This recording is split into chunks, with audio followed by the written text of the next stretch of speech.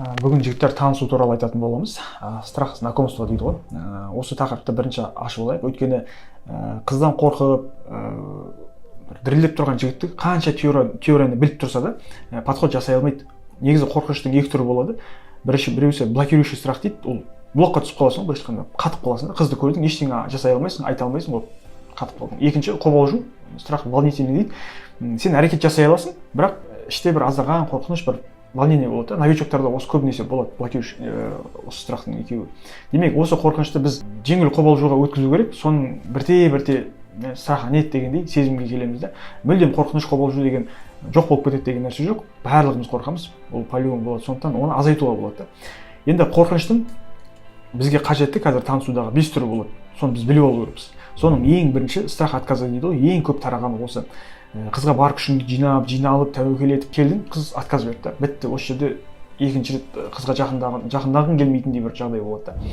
Екінші страх окружения дейді. Көшеде, метрода, жаңа басқа жерде адамдар не деп ойлап қалады деген қорқынышта. Мысалға метроға кірдің, жан-жағыңа қарап, бір қызды көрдің, енді жақындап келе бергенде, жаңа пойыз тоқтап қалды да. Тып-тыныш болып қалды. Енді бәрі саған қарап тұрған сияқты, сен даусыңды естіп қоятын сияқты состояниеде тұрасың да.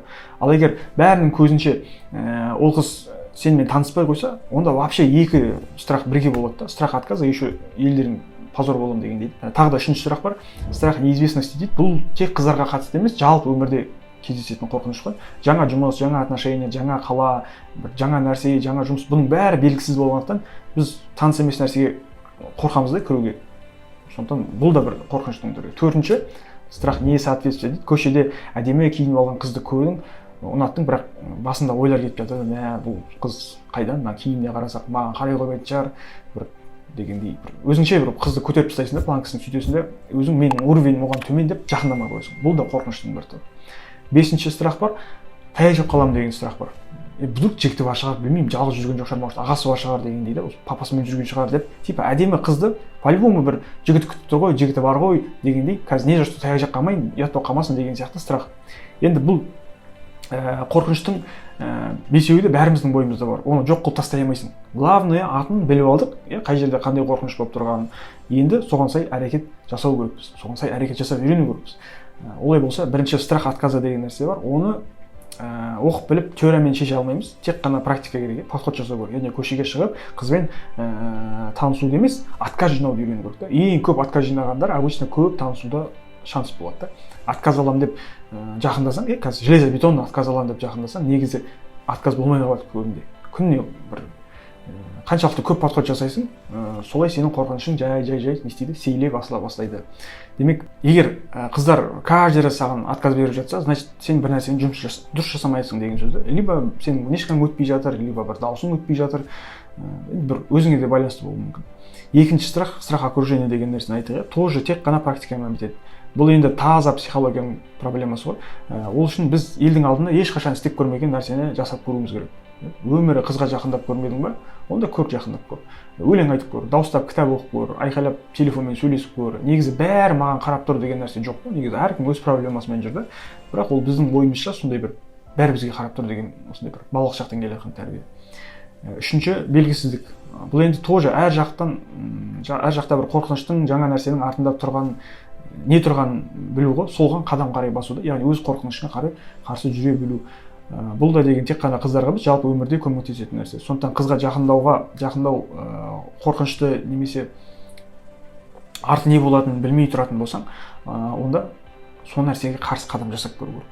Неизвестностьқа, яғни белгісіздікке қарай жүріп көру керек. Нағыз жігіттің позициясы осы ғой. Төртінші, страх несоответствие деген нәрсе бар. Сай келмеймін, мен лайықты емеспін ондайға дегендей қорқыныш қой. Мен уровень емес деп көп жігіттер сөйтіп айтады ғой, ондай қыздармен не болмайды деген сияқты. Негізі қорқу нормал, любой жерде қорқасың. Өйткені ол сен өзің бір әрең жүргенде ол қыздарға пока бір ілесетіндей жағдайда емессің да. Бірақ не істеу керек? Өйстіп қорқыныштың артынан қуып жағдай, қой мен лайық емес, мынау емес деп өз-өзіңді отмазка жасай бермей, сол уровеньге шығуға, лайық болуға тырысу керек, әрекет қылу керек. Бұл енді сенің аппетитіңа, вкусыңа байланысты ғой. Бесінші страх пизюлей деп біз айтып жатады, ол жаңағы қорқыныш қой, таяқ жеп қалатын шығар, может деген сияқты. Біреумен жүрген шығар, кім біледі деген дейді. Енді ол болуы да мүмкін, ондай болмауы да мүмкін да бұл нәрсе. Клубта, тойда бір ішіп алған ағасы, жігіті болып жатса, сондайларға тиісіп жатсаң, әрине ол жерде енді бір төбелес болып кету, таяжап қалуың вероятность көп та. Өйткені ол жерде адаммен жүр ол. Ал енді жалғыз көшеде тұрған қызға барып, әр көшеде ұнаған қызға қарап тұрып, ой, мына қыздың жігіті бар шығар, қазір біреуге тиісетін шығар деп қорқа беру, ол енді отмазканың ең жаман түрі ғой. Ең жаман түрі. Сондықтан қыздарға қарап тұрып қорқа беруге болмайды. Я қыздың қолында обручалкасы тұратын болса, я ондайға айтпаймын, тиіспейміз.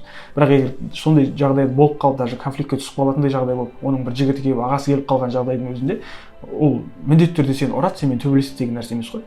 Ол жерде де сен сөзбен шешуіңе болады. Бауырым кешір, қыздың еш жерінде жазылып тұрған жоқ қой, жігіті бар деп, немесе қолында обручалкасы тұрған жоқ.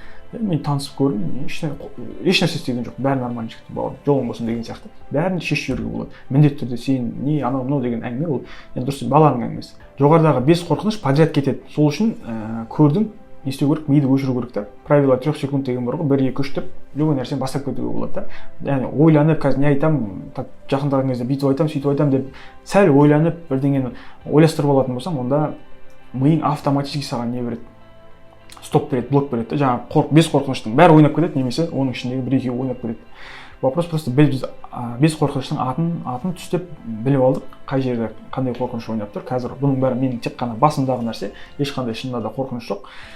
Тек басыңдағы өзің жасап алған бір отмазка қорқыныш. Сондықтан жігіттер, бұндай қорқыныш жеңіп бір дірілдеп қалтырайтындай жағдайға түсіп жатсаң, онда біздер не істеу керекпіз? Қанды айналдыру керекпіз. Яғни приседания жасау керек, отжимание жасап жүру керек, тез-тез бір секіріп түсіп дегендей, бір тез-тез осындай қанды айналдыратындай бір бодрость беретіндей бір тренировка жасап жіберсең моментально, онда бұл қорқыныш шығып кетеді бізден. Яғни назарымызды басқа жаққа бұрып жібереміз да. Сөйтіп сол қан айналу жаңағыдай активный бодрый болып тұрған кезде қызға ойланбай жақындауға болады.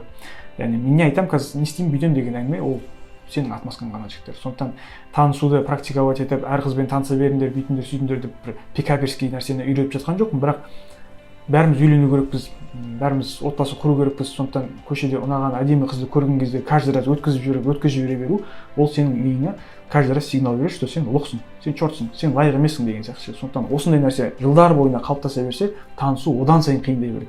Танысу одан сайын бір дискомфорт бола береді. Сондықтан жігіттер жас кезде, пока бар кезде, мүмкіндік бар кезде барынша жақсы әдемі қыздарды жібере бермей, танысып, араласып, мүмкін отбасын құрып кетуге мүмкіндіктер ашылады. Сондықтан жігіттер пайдаланамыз, қолданамыз. Пайдасы тиіп жатса, видео пайдалы болып жатса, лайк басып, комментарий қалдырып, достарыңа таратуды ұмытпа.